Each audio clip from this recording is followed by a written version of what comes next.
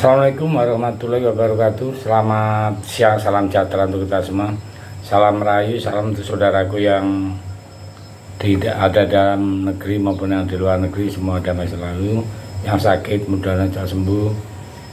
Yang beraktivitas mendapat apa yang diharapkan, amin.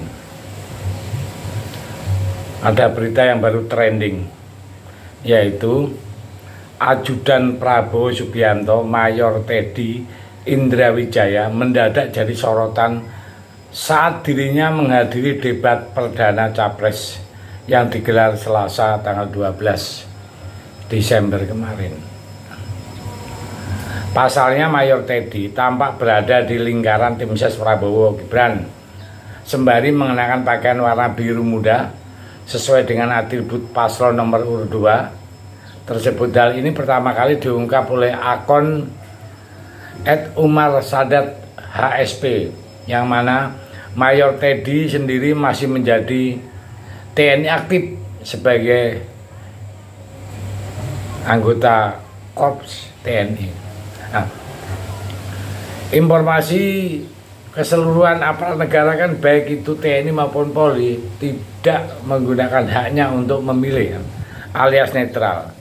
Mereka juga dilarang ikut sebagai pelaksana dan tim kampanye sebagaimana telah diatur dalam pasal 280 ayat 3 Undang-Undang Pemilu nomor 7 tahun 2017.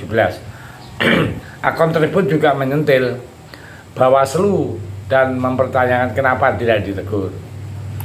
Nah, ia menilai bahwa Bawaslu tidak melakukan tindakan yang tegas, cuitannya.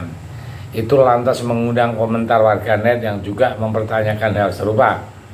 Banyak netizen yang juga mempertanyakan institusi TNI yang anggotanya masuk pada TPNG Prabowo. Bahkan yang lebih parah, netizen meminta TNI dan Polri memproses Teddy.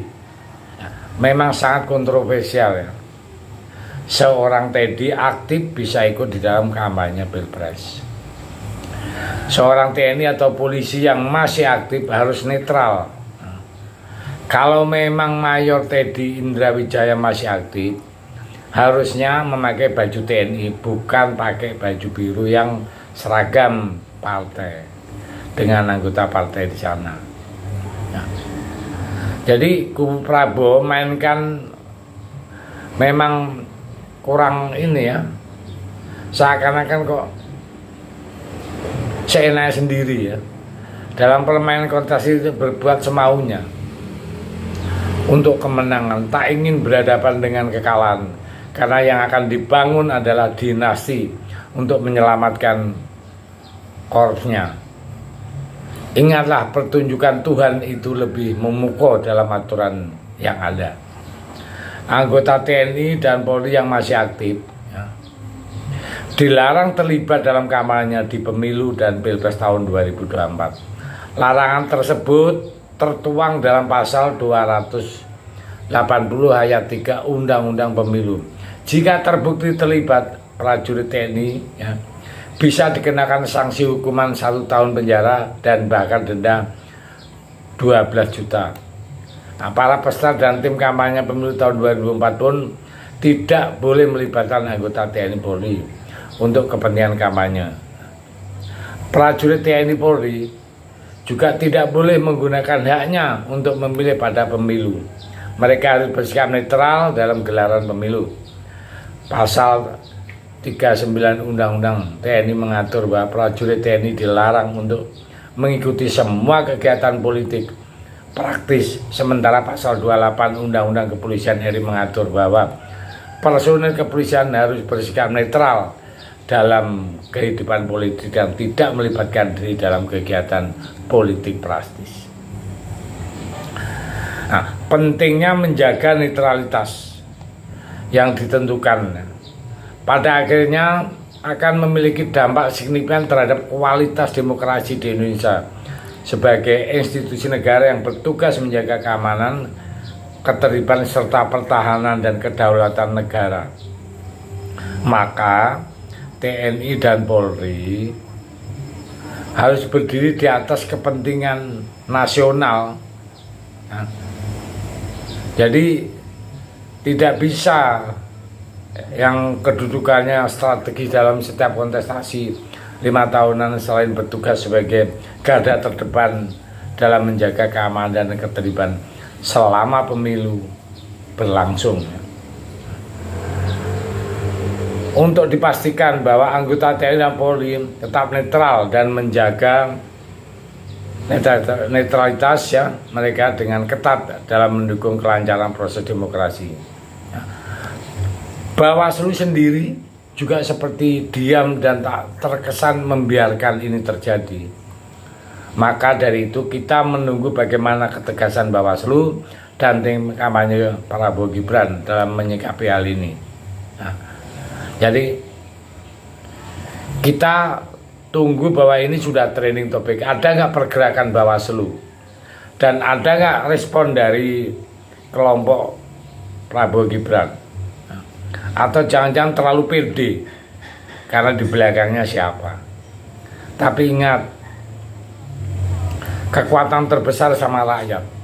Kalau hari-hari terjadi semacam kayak gini, rakyat bisa marah ya. Jadi mari kita sebagai rakyat biasa, kita harus betul-betul mengawal, kita harus betul-betul melihat kalau ada kecurangan-kecurangan, kita harus cepat laporkan seperti yang dilaporkan ini ya. Kenapa?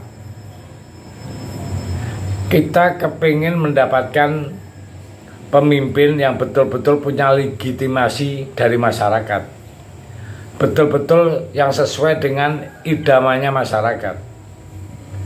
Tidak ada intrik politik untuk menyorong salah satu calon atau pasangan untuk menjadi presiden, tapi masyarakat tidak menginginkan. Ini masalah. Kalau sampai itu terjadi, percayalah negara ini jalannya kesio-sio. Apakah ingin seperti itu? Jangan. Indonesia sekarang sudah mau menuju negara maju. Maka dari itu, masa 3 bulan ini adalah masa-masa krusial sampai coblosan nanti. Ya sebetulnya bukan sampai coblosan aja, sampai penetapan hasil pemenangan itu yang sangat krusial.